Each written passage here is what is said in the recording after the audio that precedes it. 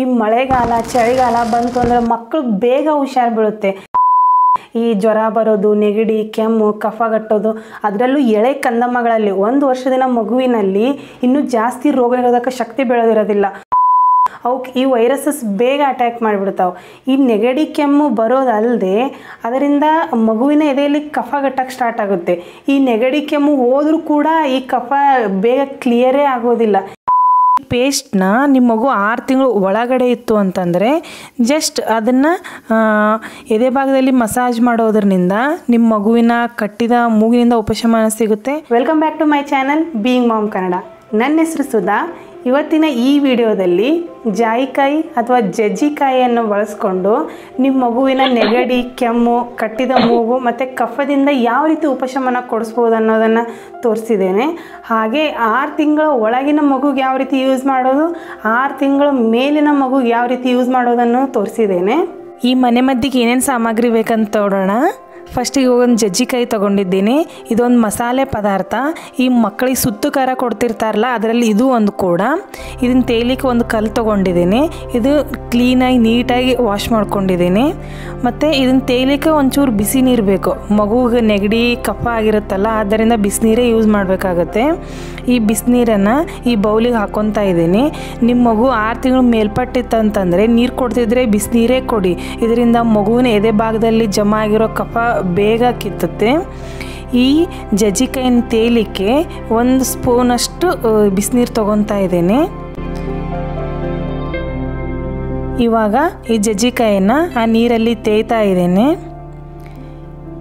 ಆ ಜಜ್ಜಿಕಾಯಿನ ತೇಯೋದ್ರಿಂದ ಒಂದು ಪೇಸ್ಟ್ ಬರುತ್ತೆ. ಆ ಪೇಸ್ಟ್ನೇ ಈ ಮಗುಗೆ ಯೂಸ್ ಮಾಡೋದು. ನಿಮ್ಮ ಮಗುಗೆ ಏನಾದ್ರೂ ಚೆನ್ನಾಗಿ ಡೈಜೆಷನ್ ಆಗ್ತಿದ್ದಿಲ್ಲ, ಇಲ್ಲ ನಿಮ್ಮ ಮಗು ಊಟನೇ ಮಾಡ್ತಿದ್ದಿಲ್ಲ ಅಂತಂದರೆ ಈ ಪೇಸ್ಟ್ನ ಕೊಡೋದ್ರಿಂದ ನಿಮ್ಮ ಮಗುವಿನ ಡೈಜೆಷನ್ ಚೆನ್ನಾಗಾಗುತ್ತೆ ಮತ್ತು ನಿಮ್ಮ ಮಗುಗೆ ಜಾಸ್ತಿ ಹಸಿವು ಆಗುತ್ತೆ, ಚೆನ್ನಾಗಿ ಊಟ ಮಾಡುತ್ತೆ. ಇದರಿಂದ ನಿಮ್ಮ ಮಗುವಿನ ಬ್ರೈನ್ ಡೆವಲಪ್ಮೆಂಟ್ ಕೂಡ ಚೆನ್ನಾಗಾಗುತ್ತೆ. ಹೊಟ್ಟೆ ಸಂಬಂಧಿತ ಎಲ್ಲ ತೊಂದರೆಗಳಿಂದನೂ ನಿವಾರಣೆ ಆಗುತ್ತೆ. ಇದನ್ನು ಈ ಜಜ್ಜಿಕಾಯಿನ ಸಾವಿರಾರು ವರ್ಷಗಳಿಂದನೂ ಯೂಸ್ ಮಾಡ್ತಾ ಬಂದಿದ್ದಾರೆ. ಇವಾಗ ನೋಡ್ಬೋದು ಈ ತೇದಂಥ ಜಜ್ಜಿಕಾಯಿ ಮತ್ತು ಇದೊಂದು ಪೇಸ್ಟು. ಈ ಪೇಸ್ಟ್ನ ನಿಮ್ಮ ಮಗು 6 ತಿಂಗಳು ಒಳಗಡೆ ಇತ್ತು ಅಂತಂದರೆ ಜಸ್ಟ್ ಅದನ್ನು ಎದೆ ಭಾಗದಲ್ಲಿ ಮಸಾಜ್ ಮಾಡೋದ್ರಿಂದ ನಿಮ್ಮ ಮಗುವಿನ ಕಟ್ಟಿದ ಮೂಗಿನಿಂದ ಉಪಶಮನ ಸಿಗುತ್ತೆ ಮತ್ತು ಎದೆಯಲ್ಲಿ ಜಮಾ ಆಗಿರೋ ಕಫ ಕೂಡ ಸರಳ ಆಗುತ್ತೆ. ಇದನ್ನೊಂದು ಸ್ಪೂನಿಗೆ ತೊಗೊತಾ ಇದ್ದೀನಿ.